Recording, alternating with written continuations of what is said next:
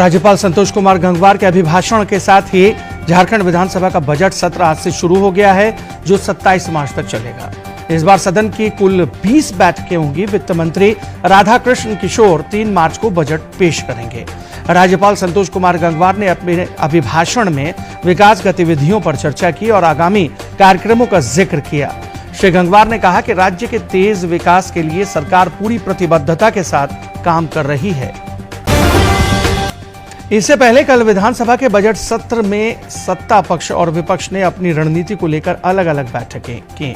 इंडी गठबंधन की बैठक में मुख्यमंत्री हेमंत सोरेन भी शामिल हुए और मंत्रियों और विधायकों को पूरी तैयारी के साथ सदन आने का सुझाव दिया। श्री सोरेन ने बजट सत्र में सभी की उपस्थिति पर भी जोर दिया। इधर बजट सत्र को लेकर कल रांची में भाजपा विधायकों की भी बैठक हुई। प्रदेश अध्यक्ष बाबूलाल मरांडी की अध्यक्षता में हुई इस बैठक में सरकार को मैया Samman Yojana, matric paper leak मामला, जेपीएससी अध्यक्ष की नियुक्ति और विधि व्यवस्था जैसे विषयों पर विधानसभा में घेरने की रणनीति बनाई गई। बैठक में क्षेत्रीय संगठन महामंत्री नागेंद्र त्रिपाठी समेत विधायक और पार्टी नेता मौजूद थे। बैठक के बाद विधायक नवीन जायसवाल ने कहा कि सदन में सरकार को चुनावी वायदे याद दिलाए जाएंगे। मुख्यमंत्री के निर्देश पर राज्य प्रवासी नियंत्रण कक्ष ने तेलंगाना के नागर कुर्नूल जिले में Srisailam lift bank canal tunnel हादसे में फंसे श्रमिकों के संबंध में तेलंगाना सरकार से संपर्क साधा है। एनडीआरएफ की टीम बचाव अभियान में जुटी है। इधर गुमला में श्रम अधीक्षक और जिला प्रशासन ने श्रमिकों की पारिवारिक जानकारी को सत्यापित किया, जिस दौरान परिजनों ने बताया कि सभी श्रमिक 3 से 4 वर्षों से तेलंगाना में कार्यरत थे।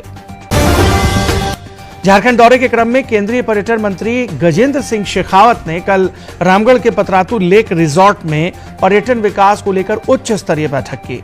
इस दौरान उन्होंने कहा कि झारखंड में पर्यटन विकास की असीम संभावनाएं हैं।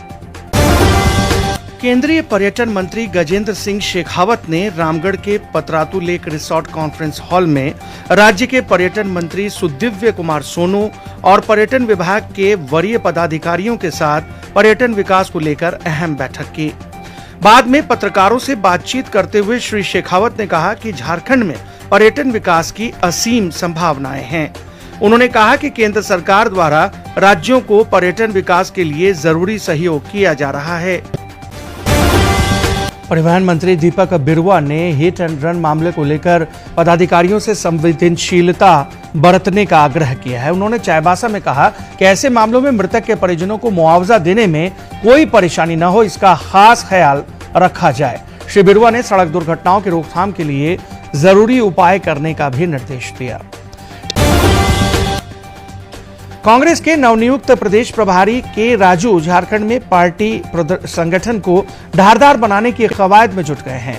उन्होंने रांची में पत्रकारों से मुखातिब होने के दौरान कहा कि पार्टी के 12 विधायकों को राज्य के 24 जिलों और 4 मंत्रियों को 5 प्रमंडलों की जिम्मेदारी दी जाएगी। उन्होंने बताया कि ये विधायक और मंत्री जिलों में पार्टी पदाधिकारियों और कार्यकर्ताओं से बातचीत कर सरकार और संगठन के बीच सेतु का काम करेंगे। चैम्बर के प्रतिनिधिमंडल ने रांची में कांग्रेस के प्रदेश प्रभारी के राजू से मुलाकात कर राज्य में विकासात्मक मुद्दों पर चर्चा की। राज्य में पूंजी निवेश की संभावनाओं पर भी विमर्श हुआ। साथ ही प्रतिनिधिमंडल ने राज्य में बंद पड़ी खदानों को खोलने की दिशा में पहल करने का आग्रह किया।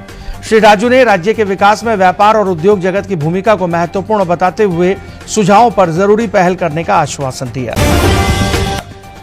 कल्याण मंत्री चमरा लिंडा ने रांची में निर्माणाधीन सीरम टोली फ्लाईओवर का जायजा लिया। इस दौरान उन्होंने सरना धर्म स्थल के सिलसिले में स्थानीय लोगों के साथ बैठक कर सभी पहलुओं पर चर्चा की।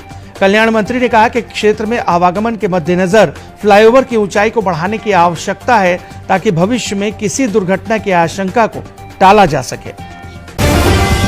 बोकारो उपायुक्त आवास पर चोरी के मामले में पुलिस ने एक महिला आरोपी को गिरफ्तार किया है।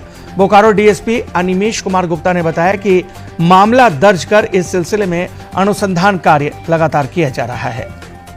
जैक बोर्ड मैट्रिक के परीक्षा पेपर लीक मामले में पुलिस को अहम डिजिटल साक्ष्य मिले हैं, जिसके आधार पर कई गिरफ्तारियां हो रही हैं। स्कूली शिक्षा एवं साक्षरता विभाग ने जांच के लिए एसआईटी गठन का प्रस्ताव गृह विभाग को भेजा है। पुलिस महानिदेशक अनुराग गुप्ता ने कहा है कि पेपर लीक के तार कोडरमा, गढ़वा, गिरिडीह और पूर्वी सिंहभूम से जुड़े हैं। इस मामले में शामिल अधिकारियों, शिक्षकों और छात्रों पर कड़ी कार्रवाई की जाएगी। इधर झारखंड और बंगाल एटीएस ने गिरिडीह के जमुआ थाना क्षेत्र के चापरयामो गांव में एक मिनी हथियार फैक्ट्री का खुलासा किया है।